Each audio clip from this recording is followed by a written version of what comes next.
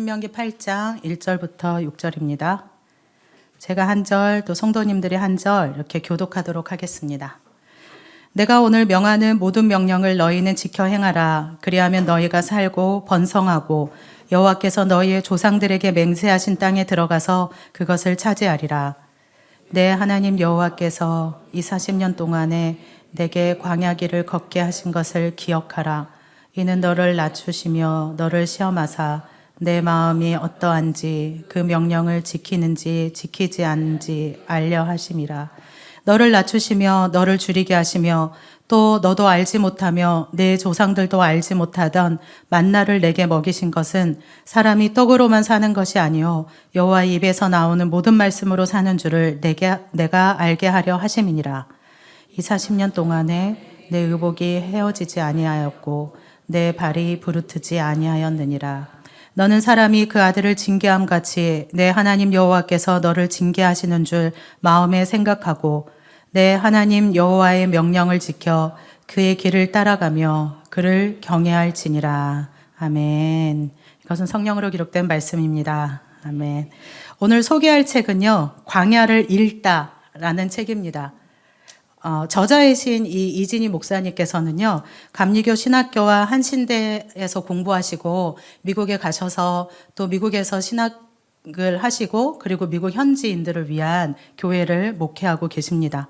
광야 전문가로 여러 군데 광야를 다니시면서 이분이 느끼고 보아왔던 것들을 경험했던 것들을 성경에 입각해서 풀어낸 광야 이야기를 쓰고 계신 책이에요. 그래서 이 광야에 관련된 시리즈가 3권이 있는데 첫 번째로는 오늘 방금 소개해드린 광야를 읽다.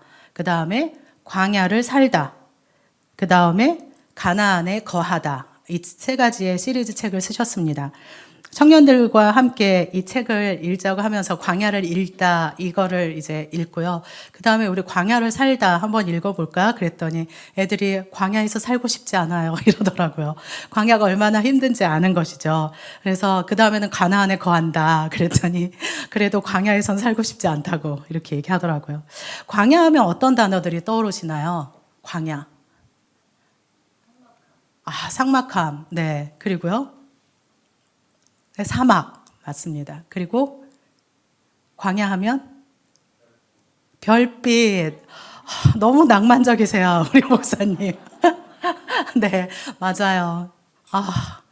너무 가고 싶어져요. 갑자기 사막에. 사막의 하늘에 별이 쏟아질 것만 같은.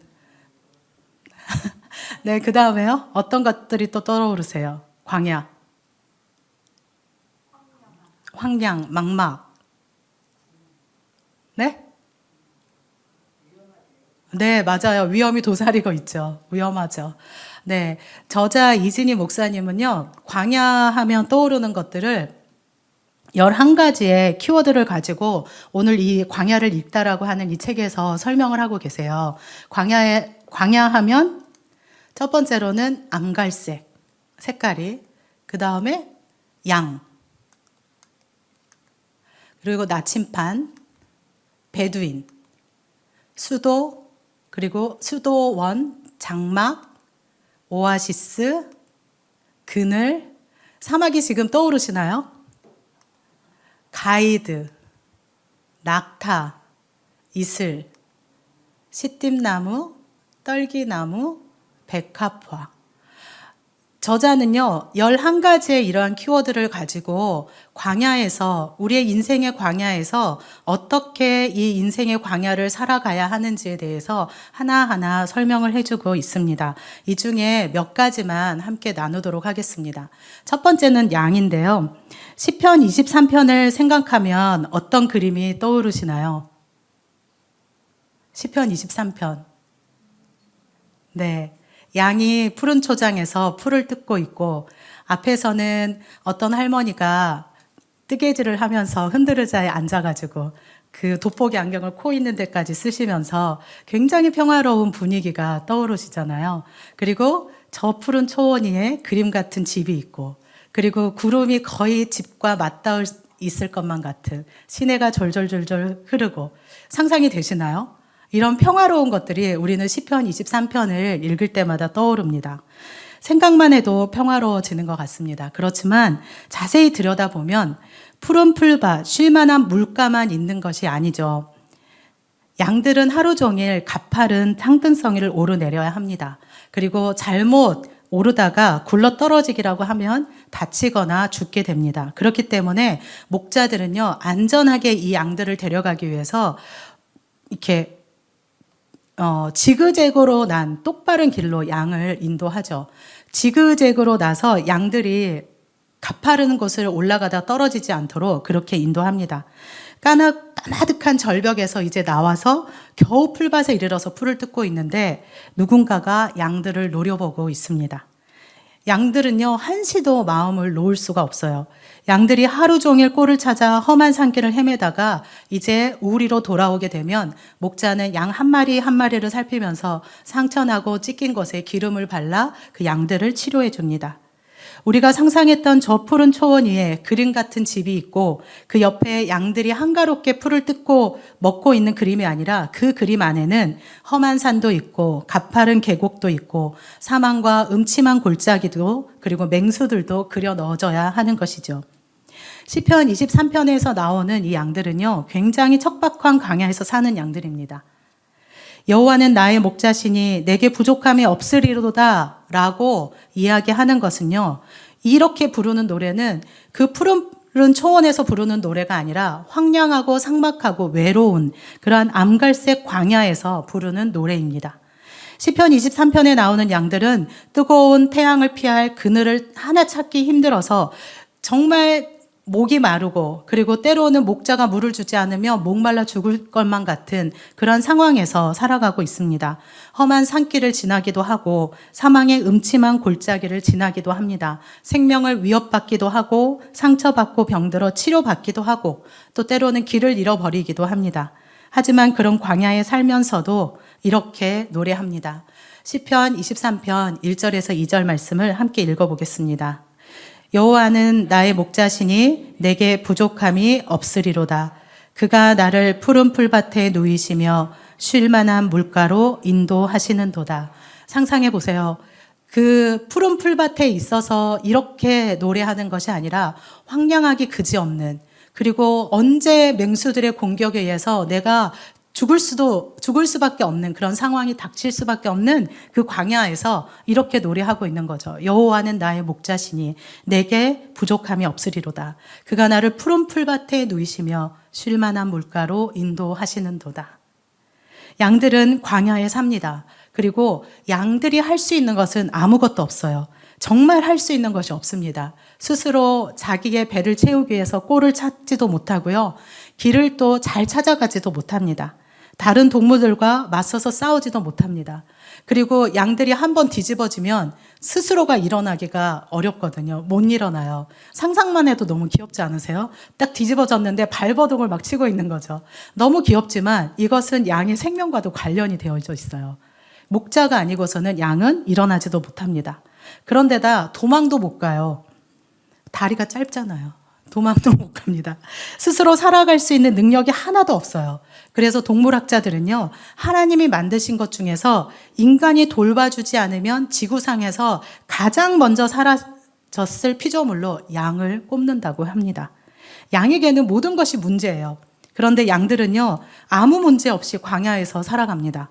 어떻게 자기 혼자서는 아무것도 할 수 없는 이 광야에서, 그 험한 광야에서 살아갈 수 있을까요? 저자는 그 이유를 바로 목자 때문이라고 말하고 있습니다. 목자가 있으면 모든 문제가 해결되는 것이죠. 목자가 100% 책임져 주기 때문이에요. 양들은 아무것도 할 수가 없거든요. 꼴을 찾을 수도 없죠. 길도 못 찾죠. 그리고 눈이 어두워가지고 아무 데나 가죠. 그리고 찢긴 것도 자기 스스로 어떻게 할 수 없잖아요. 하지만 이거 모든 것들을 목자가 책임을 지고 있는 것입니다. 그렇기 때문에 그들은 광야에 살아도 여호와는 나의 목자시니 내게 부족함이 없으리로다 라고 고백할 수 있는 것입니다. 그렇지만 뉴질랜드에 사는 양들은요, 광활하게 펼쳐진 초원 위에 또 안전한 울타리 속에서 마음껏 꼴을 뜯어먹으면서 배부르게, 그리고 맹수들의 공격에도 전혀 위협을 받지 않는, 그렇게 살아가고 있습니다. 사망의 음침한 골짜기를 통과하지 않아도 되고요. 그리고 높은 절벽 위에 올라가서 위험하게 꼴을 찾지 않아도 됩니다. 이들은 목자가 필요 없습니다. 왜냐하면 길을 잃어버릴 염려도 없고 맹수의 공격에 불안해하지도 않을 만큼의 울타리가 쳐져 있기 때문이죠. 그런데요, 이런 양들에게 아이러니하게도 뉴질랜드 양들이 두려워하는 한 가지가 있다고 해요. 그게 뭘까요? 보이지 않는 목자가 갑자기 나타나는 겁니다. 목자가 나타나면 두려워한다고 해요. 왜냐하면 목자가 나타나면 도살장에 끌려가는 날이기 때문이다 라고 저자는 이야기를 하고 있습니다. 그 뉴질랜드의 광활한 초원에서 양들이 풀을 뜯고 그리고 아무런 위협을 받지도 않은 상태에서 그렇게 평화스럽게 풀을 뜯고 있는 양들이 고백할 수 있는 고백은 무엇이 있을까요? 내게는 목자가 없어도 부족함이 전혀 없도다. 부족함이 없다라고 고백할 수 있잖아요. 왜냐하면 너무나도 평화롭거든요. 우리의 삶도 시편 23편의 양과 같습니다. 인생의 광야에서 우리에게는 우리의 부족함을 채우고 그리고 푸른 풀과 실만한 물가로 인도하실 목자 되신 하나님이 필요합니다. 우리의 힘으로는 아무것도 할 수 없는 이 광야에서 목자 되신 하나님이 우리를 낭떠러지와 사망의 음침한 골짜기에서부터 인도하시고 또 맹수들의 공격에서부터 지켜주시고 찢기고 피가 난 상처를 기름을 발라 치료해 주십니다. 이 하나님이 계시기 때문에 우리는 우리의 인생의 광야를 지나갈 수 있게 되는 것이죠. 그래서 우리는 그렇게 시편 기자처럼 고백할 수 있습니다. 여호와는 나의 목자시니 내게 부족함이 없으리로다. 그가 나를 푸른 풀밭에 누이시며 쉴만한 물가로 인도하시는도다. 우리의 인생의 광야에서 우리는 이렇게 고백할 수 있습니다. 왜냐하면 100% 목자 되신 하나님이 우리를 책임져 주시기 때문이죠. 두 번째 키워드는요, 나침반입니다. 성공학이나 처세술에 관한 책들을 보면 한결같이 어떤 것에 비교를 하거든요. 그 어떤 것이 뭘까요? 성공학, 처세술은 산에 비유를 해요. 산에. 그래서 인생을 산에 오르는 것과 같다라고 합니다. 그래서 어떻게 하면 정상에 오를 수 있을지, 어떻게 하면 성공할 수 있을지에 대한 비결들을 가르쳐 주죠. 그렇지만 성경은요, 우리에게 정상의 자리에 오르는 법을 가르쳐 주지 않습니다. 저자는 성경에서 말하는 성공은 인생의 정상에 오르는 것이 아니라 가나안에 들어가는 것이라고 말하고 있어요. 우리의 인생은 산을 오르는 것보다는 광야를 지나는 것과 더 많이 닮았기 때문이라는 거죠. 저자는 광야와 산을 비교해주고 있는데요. 광야는 끝이 보이지 않습니다. 그렇지만 산은 얼마나 더 가야 하는지를 우리는 알 수 있죠. 왜냐하면 정상에 있기 때문에. 산은 길이라도 있지만 광야는 길도 보이지 않습니다. 그래서 산을 오를 때에는 뭐가 필요할까요? 지도가 필요합니다. 그런데 광야를 지날 때에는 나침반이 필요한 것이죠. 산은 위로 올라갈수록 전체가 다 보이는데 광야는 보이지가 않습니다. 산은 쉽게 변하지 않지만 광야는 너무 쉽게 변해요. 하루아침에 모래로 성을 쌓았다가 조금 몇 시간만 지나면 성이 없어져 버리는 거죠. 그래서 광야는 너무나도 쉽게 변하기 때문에 불확실합니다. 그렇기 때문에 우리는 나침반이 필요해요. 저자는요, 그 광야를 통과하는 방법은 더 깊이 광야로 들어가는 것이라고 말합니다. 저자는 결혼하는 것이 산에 오르는 것이라면 결혼 생활을 하는 것은 광야를 통과하는 것이라고 이야기를 하고 있어요. 아이를 낳는 것이 산에 오르는 것이라면 아이를 키우는 것은 광야를 통과하는 것이죠. 직장 생활은 직장에 들어가는 것은 산에 오르는 것이지만 직장 생활은 광야를 통과하는 것이라고 말합니다. 그렇기 때문에 우리가 이런 광야에서 장막이 없다고, 장막에 살고 있다고, 집이 없다고 불평하지 않아야 하죠. 왜냐하면 우리는 광야를 지나고 있기 때문이에요. 모아놓은 것이 없다고, 또 창고가 비어 있다고 원망하지 않아야 합니다. 왜냐하면 우리는 지금 광야를 지나고 있기 때문입니다. 큰 느티나무 그늘이 없다고 해서 투정하지 않아야 합니다. 왜냐하면 우리는 광야를 지나고 있기 때문이에요. 광야에서는 장막도, 또 오늘 하루를 무사히 지나간 것도, 그리고 아주 작은 그늘에도 만족하고 감사해야 하는 것이 바로 광야입니다. 광야에서는요, 성공이 목표가 아니라 정상에 오르는 것이 목표가 아니라 무사히 빠져나가는 것이 목표입니다. 살아남는 것이 목표예요.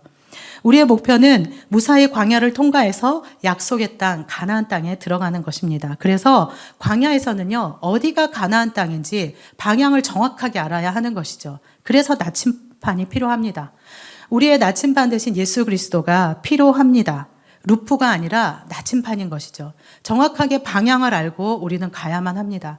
어디로 가야 할지, 어디로 가야 하는지만 분명해지면 그 다음에는 광야를 통과하는 것은 쉬운 일이 되는 것이죠. 세 번째 키워드는요, 베두인입니다. 베두인들은 사막에서 사는 사람들이거든요. 평생 문명을 등에 지고 조상 대대로 이 사막이 좋아서 사막에서 사는 사람들이에요. 저는 이 베두인을 생각하면서 참 대단하다 이런 생각이 들었거든요. 생활이 굉장히 단조로워요. 해가 뜨면 일어나고 해가 지면 잠자리에 듭니다.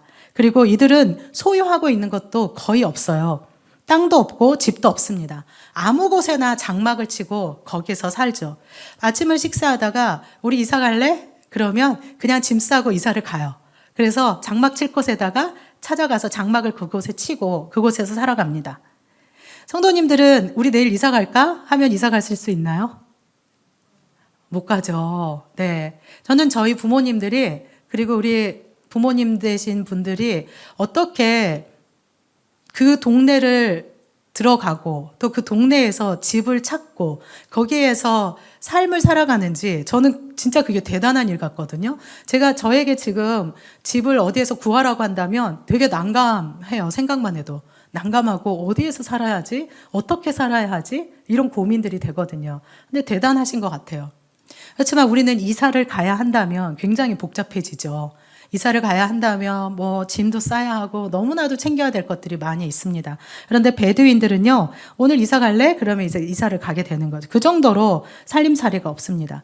이스라엘 정부에서는 이 베두인들을 위해서요, 아파트를 짓고 무상으로 거주할 공간을 제공을 했습니다. 그런데 6개월도 못 돼서 모두가 다 다시 사막으로 돌아갔다고 해요. 광야에서 자유롭게 살던 사람들이 아파트에서는 살 수가 없었던 거죠. 그리고 그 중에 왜 이렇게 광야로 돌아가냐 그랬더니 양을 못 치잖아요. 이랬다고 해요.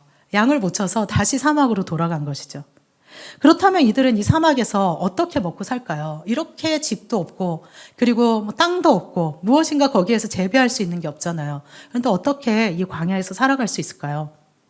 광야에서 살아가려면요, 한 가지 방법밖에 없어요. 그것은 양을 치는 것입니다. 그래서 양과 염소를 치며 베두인들은 살아가는데요. 이것이 가능한 것은 양만 있으면 최소한의 의식주가 해결되기 때문입니다. 양을 통해서 물이 없는 광야에서 우유를 통해 공급을 받을 수 있고요. 또 우유를 통해서 치즈나 요구르트를 만들어서 먹기도 합니다. 그리고 양털로는 옷을 입기도 하고 가죽으로는 장막도 만들고 물을 담는 부대도 만들어서 생활을 합니다. 그리고 양이 죽잖아요. 그럼 고기를 먹어요. 그리고 고기를 먹고 나면 뼈는 연장을 만들어요. 그리고 양이 이렇게 배설물을 나오잖아요. 그러면 그 분뇨들은 잘 말리면 화력이 좋은 아주 연료감이 될 수 있습니다. 하나도 버릴 게 없죠. 이렇게 살아가는 데 있어서 필요한 모든 것들을 양에서부터 공급을 받습니다. 베두인은요, 이렇게 살아가지만 환대로 유명한 족속이에요. 나그네나 낯선 사람을 정성껏 대접하는 풍습이 있습니다. 베두인들에게 있어서 베두인들이 환대를 굉장히 중요하게 여기는 이유가 있는데요. 그것은 광야에서는 혼자 살아남을 수 없다라는 것을 알기 때문이에요. 내가 도와주지 않으면 어떤 사람은 죽을지도 모르는 것이죠. 그렇기 때문에 누구든 손님으로 맞아들이고 지극정성을 다해 대접을 합니다. 내가 언제 그와 같은 처지에 놓일지 모르기 때문에 낯선 사람을 잘 대접하는 것이죠. 그리고 일단 손님으로 받아들인 사람은 목숨을 걸고 지킨다고 해요. 이것이 유목민들의 환대 문화입니다. 광야는 굉장히 외로운 것이죠. 우리의 인생도 우리 스스로가 혼자서는 살아갈 수가 없습니다. 가족끼리만 베두인들은 살아가기 때문에 낯선 사람이 오면 굉장히 반가워해요. 그리고 이 베두인들은 그래서 그 낯선 사람들을, 우리도 이제 뭐 아브라함이나 이런 분들 보면 그냥 지나가는 나그네를 대접하다가 천사를 부지중에 대접하기도 하잖아요. 무조건 나그네를 하면 환대하는 것이죠. 중국에 인이전이라는 한 여인이 있었습니다. 이 여인은요, 생명부지의 사람과 결혼을 해서 사막에서 살게 되었는데 사람을 한 명도 못 만나게 되니까 너무너무 외로운 거예요. 그러던 어느 날 저기 멀리에서 사람이 걸어오는 것을 보게 되었습니다. 너무 반가운 마음에 달려갔는데 그 사람은 아는 척을 하지 않고 그냥 쌩 하고 지나가 버린 거죠. 그래서 이 여인이 그냥 멍하니 있다가 장막에 들어가서 세숫대야를 가지고 나옵니다. 그리고 그 사람이 지나간 발자국을 덮어놔요. 그리고 외로울 때마다 세숫대야를 열어서 그 발자국을 보았다고 합니다.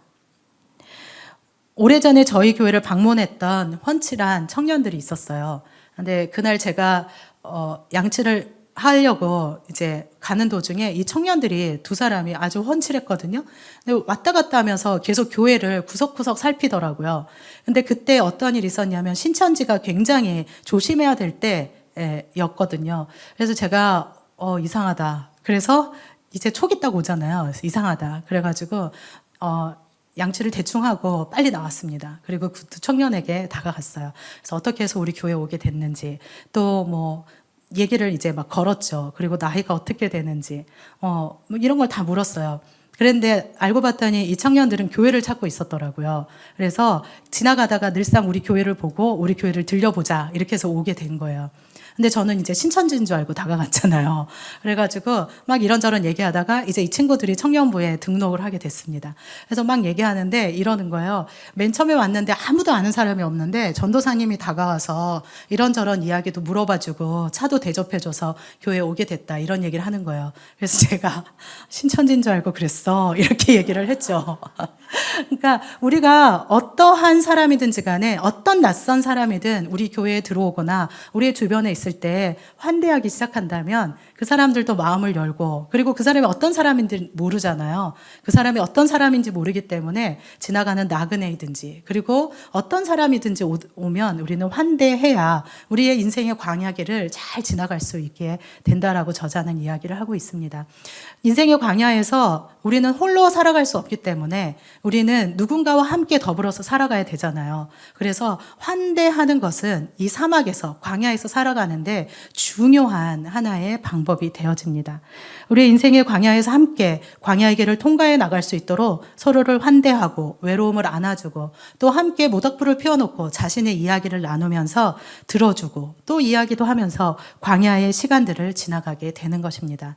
우리가 이 인생의 광야를 지나갈 때 환대하는 것을 잊지 않았으면 좋겠습니다. 네 번째 키워드는 수도원인데요. 이스라엘 백성들은 40년 동안에 광야에서 하나님을 만났잖아요. 광야에서 하나님의 음성을 들었고 광야에서 하나님의 말씀을 받았습니다. 그래서 광야는 하나님이 말씀하는 장소이고 하나님의 음성을 들으려면 광야로 나가야 한다고 생각했습니다. 유대인들에게 있어서도요, 이 예언자라고 하는 사람들은 광야에 있어야 하는 사람들이다라고 생각을 했습니다. 어떤 예언자가 광야에 있다라고 하면 그 사람은 정말 진짜 예언자다라고 생각했습니다. 우리도 기도원에 간다고 하면 하나님의 말씀을 들으러 가는구나, 하나님과 더 친한 교제를 누리러 가는구나 라고 생각하잖아요. 그래서 예언자가 광야에 있다라고 하면 사람들은 하나님의 음성을 듣기 위해 광야로 갔구나 라고 생각을 했습니다. 그래서 광야로 간 예언자를 따라 사람들도 광야로 나갔어요. 왜냐하면 하나님의 음성을 듣기 위해서. 세례 요한이 광야에서 외쳤잖아요. 그래서 사람들은 세례 요한에게 하나님의 말씀을 듣기 위해서 광야로 나간 것입니다. 사람들은 예루살렘 성전에서 제사장으로 누릴 수 있는 모든 특권과 종기를 다 버리고 광야에 나가 낮은 모습으로 살아가는 모습을 보면서 진짜 예언자다라고 신뢰한 것입니다. 저자는 예언자들이 광야로 나간 이유를 하나님의 음성을 듣기 위해서 나갔다라고 이야기를 해요. 사람들이 왜 광야로 나갔습니까? 하나님의 음성을 듣기 위해서. 이렇게 광야는요, 하나님의 음성을 듣는 장소입니다. 하나님이 말씀하는 장소이고 하나님을 생생하게 체험하는 장소가 되는 것이죠. 모세는 호렙산 근처에서 양을 치다가 하나님을 만났습니다. 그리고 시내산에 올라가서 하나님 곁에서 40일 동안 머물면서 계명을 받고 내려왔죠. 그리고 이스라엘 백성들도 40년 동안 광야 생활을 하면서 그곳에서 하나님을 만났습니다. 엘리야도 호렙산에서 하나님의 세미한 음성을 들었고 세례 요한도 광야에서 하나님의 음성을 들었습니다. 예수님도 40일 동안 광야에서 기도하셨잖아요. 사람들이 하나님을 찾아 광야로 들어간 데는 이유가 다 있습니다. 왜냐하면 광야에는 다른 소리들이 들리지 않기 때문이죠. 광야로 가면 때묻지 않는 곳이기 때문입니다. 복잡하지 않고 단순한 곳이에요. 그리고 스케줄이 필요 없고 바쁠 이유가 없고, 그래서 광야로 하나님의 음성을 듣기 위해서 갑니다. 왜냐하면 아무것도 나를 방해할 수 있는 게 없기 때문에 그 광야에서 하나님의 음성이 가장 크게 들리고 하나님을 가장 분명하게 볼 수 있는 곳이기 때문에 광야로 가는 거죠. 우리는 이 인생의 광야 속에서 더 깊은 광야로 들어가야 합니다.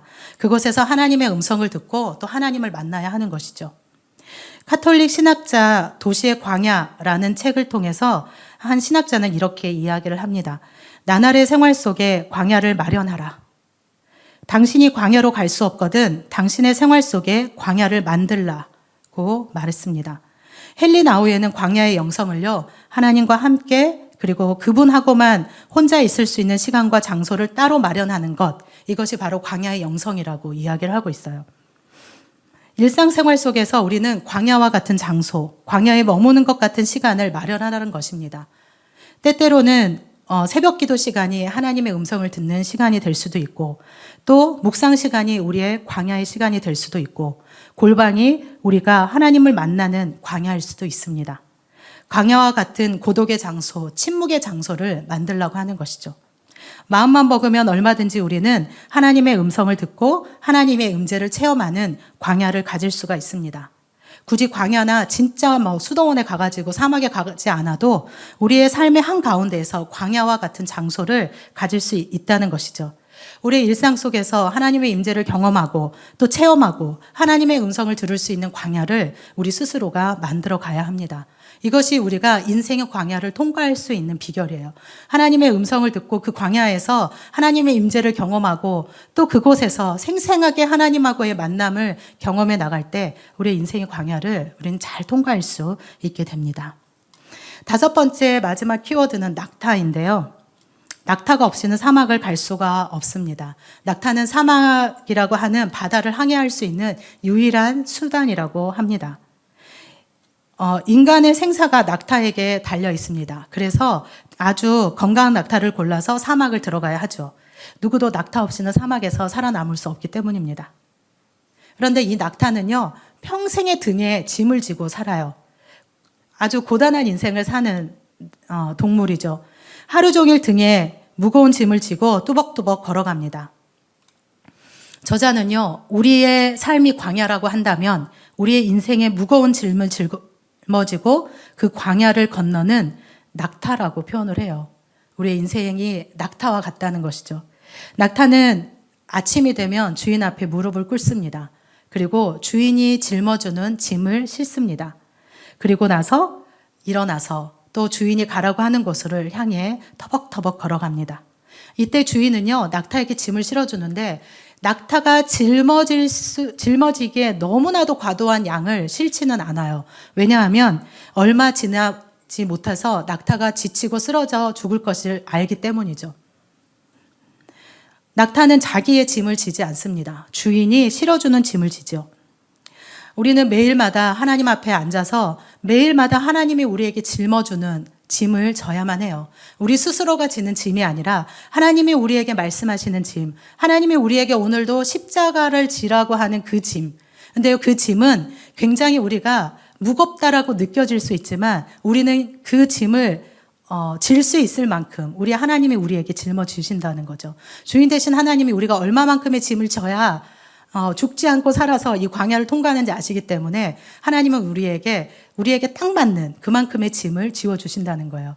그렇기 때문에 광야에서 우리의 짐이 무겁다거나 그리고 우리의 짐이 너무 무거워서 하나님 더 이상 일어날 힘이 없어요. 하나님 더 이상 앞으로 나아갈 수 있는 힘이 없어요. 라고 말할 수 없다는 거죠. 왜냐하면 주인 되신 하나님이 우리에게 가장 적절한 짐을 지워주시기 때문입니다. 하나님은 우리가 얼마만큼의 짐을 감당하실 줄을 압니다. 그렇기 때문에 우리가 감당할 수 있을 만큼의 짐만 지어주십니다. 하나님이 우리에게 어떤 짐을 지어주실 때 우리가 넉넉하게 감당할 수 있기 때문이구나 라고 생각한다면 우리에게 주어진 이 짐은 너무나도 한없이 가벼운 것이죠. 낙타는 아침에 주인에게 와서 무릎을 꿇고 주인이 실어주는 짐을 싣고 그리고 또 묵묵히 길을 가다가 밤이 되면 다시 주인 앞에 와서 무릎을 꿇습니다. 그리고 주인은 낙타에게 잘했다, 오늘도 수고했다 라고 하면서 등에 있는 짐을 내려놓죠. 그러고 나면 그날 밤은 그날 밤은 편안하게 잠을 잡니다. 심을 쉽니다. 그리고 아침이 되면 또 주인 앞에 나가서 무릎을 꿇습니다. 주인이 주시는 짐을 싣기 위해서죠. 우리 인생의 광야에서 매일매일 해야 하는 일이 바로 주인 되신 하나님 앞에 무릎을 꿇는 것입니다. 광야는 기도하지 않으면 통과할 수 없는 곳이기 때문이죠. 인생의 광야에서 낙타와 같이 주인 되신 하나님께 무릎을 꿇고 주님이 주신 가벼운 짐을 지고 우리에게 주어지는 오늘의 짐을 지고 터벅터벅 온전하게 그 길을 걸어가시기를 바랍니다. 왜냐하면 하나님이 우리에게 짊어주시는 짐은 너무나도 가벼운 짐이기 때문입니다. 어쩌면 광야라고 하는 것은 이 도시를 살아가고 있는 우리에게 나침판과 같은 역할을 하고 있는지도 모르겠습니다. 도시의 삶은 광야에 비해서 모든 것이 넉넉하죠. 그리고 부족함이 없고 부족하다고 하더라도 그것을 대체할 것이 우리 주변에 너무나도 많이 있습니다. 쌀이 떨어지면 무엇으로 대체할까요? 라면도 있고 햇반도 있잖아요. 햇반도 있습니다. 빵도 있습니다. 비가 오면 비옷을 입거나 우산을 써도 됩니다. 도시는 편리함이 있죠. 그리고 이 편리함을 누리기 위해 열심히 일하면 됩니다. 우리가 조금만 노력하면 내가 필요로 하는 것을 얻을 수 있는 것이 바로 도시입니다. 이런 도시는 우리에게 많은 것을 제공하지만 하나님 없이 살아도 충분하다고 내 힘과 능력으로 얻을 수 있기에 스스로 신을 만들 수 있는 곳이 바로 도시이기도 합니다. 그래서 뉴질랜드나 캐나다에 있는 양들처럼 이야기하는 거죠. 내게 있는 모든 것이 족하다. 하나님 없이도 족하다. 이런 고백을 하는 곳이 바로 도시입니다. 우리는 도시에 살아가고 있습니다. 아주 위험한 곳이죠. 잘못하면 하나님 없이도 살아가는데 내가 너무나도 잘 살고 내가 너무나도 평화롭고 안락하게 생활하고 있다라고 생각하고 있는 것이 바로 도시입니다. 이러한 도시에 비해 광야는 아무것도 없어요. 우리가 편안하고 느껴질 만한 것이 아무것도 없는 것이 도시입니다. 아시다시피 낮에는 뜨거운 태양, 숨이 멎을 것만 같은 햇볕이 쏟아져 내리고 밤이 되면 급격하게 기온이 떨어져서 추위가 몰려와서 너무나 잠을 잘 수 없는, 그리고 잠을 조금 청하려고 하면 저쪽에서 먹잇감을 찾아 나서는 맹수들이 우울거리는 곳이 바로 광야입니다. 슈퍼마켓도 없고요. 신발을 사서 발을 보호하고 싶은데 신발 가게도 없습니다. 샤워도 제대로 할 수 없어요. 화장실도 제대로 갈 수 없습니다. 먹을 것도 풍성하지 않습니다. 이러한 광야의 삶을 기억하고 싶지 않은데 지도자 모세는요, 40년 동안 걸어왔던 그 광야의 길을 기억하라고 합니다. 이스라엘 백성들에게 그 광야를 기억해라. 그 40년 동안 그 광야를 기억해라 라고 말씀하고 있어요. 하나님은 우리를 광야로 데려가서 하나님 없이는 아무것도 할 수 없는 존재임을 인정하도록 계속해서 우리를 낮추시는 훈련을 하십니다. 그래서 이 광야를 잘 통과한 사람은요, 내가 무슨 일을 잘해서 내가 어떤 일을 성취했든지 간에 내가 드러나는 것에 관심이 없어요.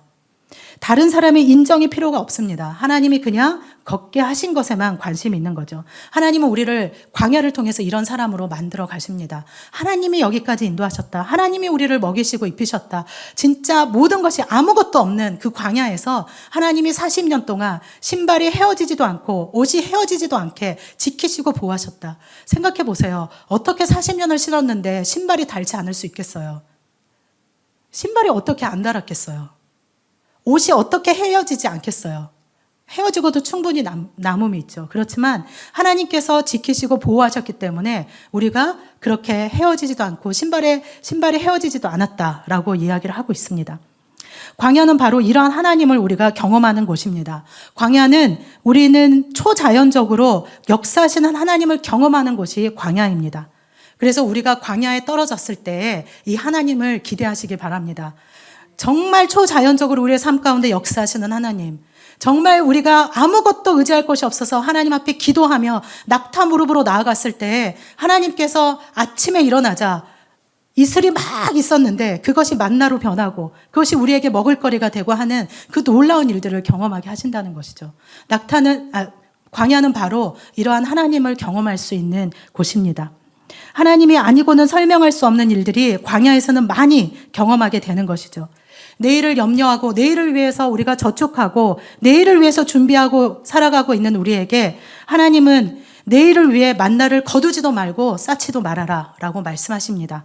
왜냐하면 3절 하반절에요. 이렇게 기록하고 있거든요. 사람이 떡으로만 사는 것이 아니고 여호와의 입에서 나오는 모든 말씀으로 사는 줄을 내게 알게 하려 하심이라.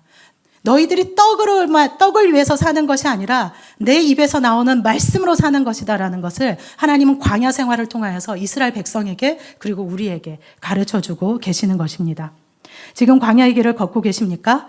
우리의 광야에서 우리의 무게 중심을 하나님께로 옮길 때 하나님은 의지할 사람도 그리고 비빌 언덕도 없는 나의 광야에서 나를 아름답게 빚어가시고 또 아름다운 땅에 이르게 하실 것입니다. 왜냐하면 이 광야는 하나님이 허락하신 광야이기 때문입니다. 광야는 그래서 우리에게 축복입니다. 이 광야에서 우리는 시편 기자가 노래했던 그 노래를 부를 수 있어야만 합니다. 외워보실까요? 함께 시편 시작. 여호와는 나의 목자시니 내게 부족함이 없으리로다. 그가 나를 푸른 초장에 누이시며 쉴만한 물가로 인도하시는도다. 이것이 우리의 광야에서 우리가 불러야 할 노래인 것입니다. 이렇게 하나님을 고백하고 하나님을 의지하고 하나님을 향한 나침반을 가지고 광야를 걸어가고 있는 우리의 이웃들을 환대하면서 함께 이 광야를 통과함으로 가나안으로 들어가게 되기를 소망합니다. 우리의 광야가 그래서 소망이 넘치는 광야가 되었으면 좋겠습니다. 우리의 이웃들이 광야에 있다라면 그 이웃들을 위해서 기도해주고 또 함께 그 광야를 걸어갈 수 있는 그 넉넉한 마음이 우리의 삶 안에 있었으면 좋겠습니다.